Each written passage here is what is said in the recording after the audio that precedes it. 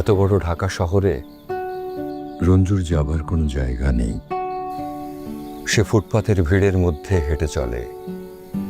হাজার মানুষের ভিড়ে রঞ্জুর নিজেকে বড় একা মনে হয়। রাস্তায় সারি সারি গাড়ির হর্ন তাকে বিপর্যস্ত করে। ল্যাম্পপোস্টের আলোয় সবাইকে মনে হয় যেন লাশের মিছিল। হঠাৎ বাতাসে ভেসে আসে জুঁই ফুলের ঘ্রাণ। সেই ঘ্রাণও অনুসরণ করে হেঁটে চলে রঞ্জু। সে এখন ওই জুঁই গাছের কাছে যেতে চায়, যার অবস্থান সে জানে না। সারা সন্ধ্যা সে সেই জুঁই ফুলের ঘ্রাণ অনুসরণ করে। মহল্লার পর মহল্লা পার হয়েও সে দেখা পায় না সে গাছের। ক্লান্ত অবসান্ত রঞ্জু বসে থাকে একটি বাড়ির দাওয়ায়। বাহ,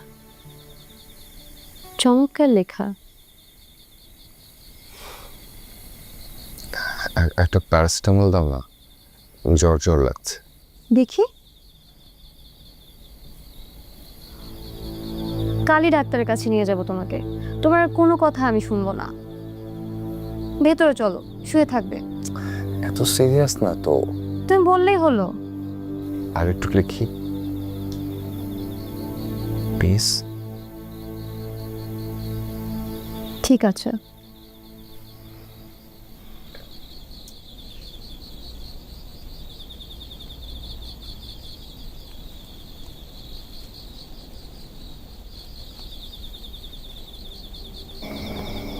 তুমি কদিন ছুটি নাও, বাড়ি থেকে ঘুরে আসো।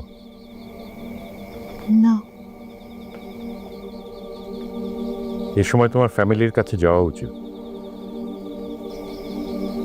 আমার কেউ নেই।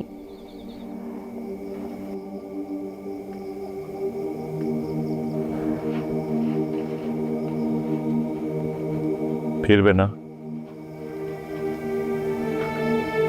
ফিরতে ইচ্ছা করছে না।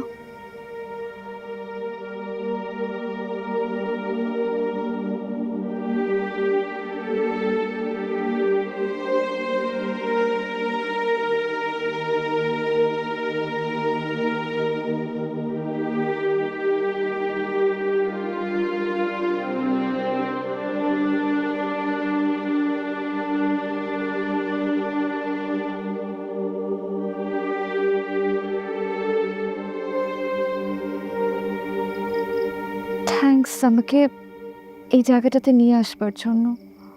বুক ভরে শ্বাস নিলাম।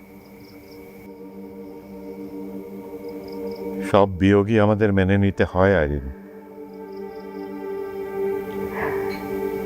যে বাবাকে আমি অনেক আগেই আমার জীবন থেকে হারিয়ে ফেলেছি, তার জন্য আজ এত কষ্ট কেন হচ্ছে? সব ঠিক হয়ে যাবে আইরিন, সময় সব ঠিক করে দেয়। না, কিছু ঠিক হয় না। আমরা শুধু মেনে নেই ভুলটাকে, কারণ আমাদের কিছু করার থাকে না।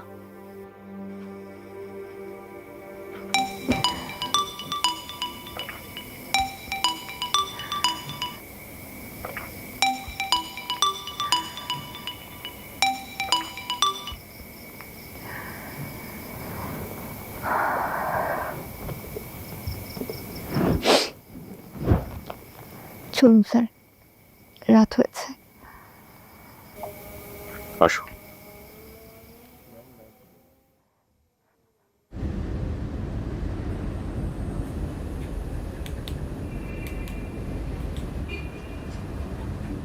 ভাই, আপনি এই জায়গায় বসে রয়েছেন কে? এই বাসায় আমার স্ত্রী থাকে। ও আচ্ছা, এই বাসায় স্ত্রী থাকে। রাত বাজে 10টা, এখনো ফিরেনি?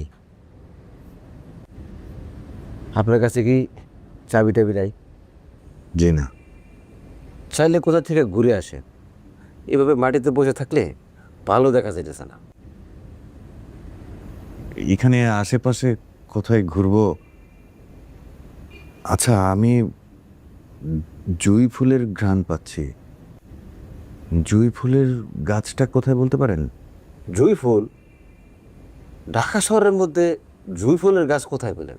না, আমি ঘ্রাণ পাচ্ছি তো। কই, আমি তো কোনো গ্রান পাচ্ছি না। এই ঢাকা শহরের মধ্যে শুধু ধোঁয়া আর ধোঁয়া। আমি টায়ার পোড়ার গন্ধ পাই, ফুলের গন্ধ তো পাই না। আমি সত্যি সত্যি ঘ্রাণ পাচ্ছি। আপনি কি একটু স্যুপটা টুপটা খাইছেন? জি। না, মানে চাইলে আপনি গার্ড রুমে বসতে পারেন। না, দরকার নেই। ঠিক আছে, তাহলে আপনি বসে থাকেন, আমি আমার ডিউটি পালন করি।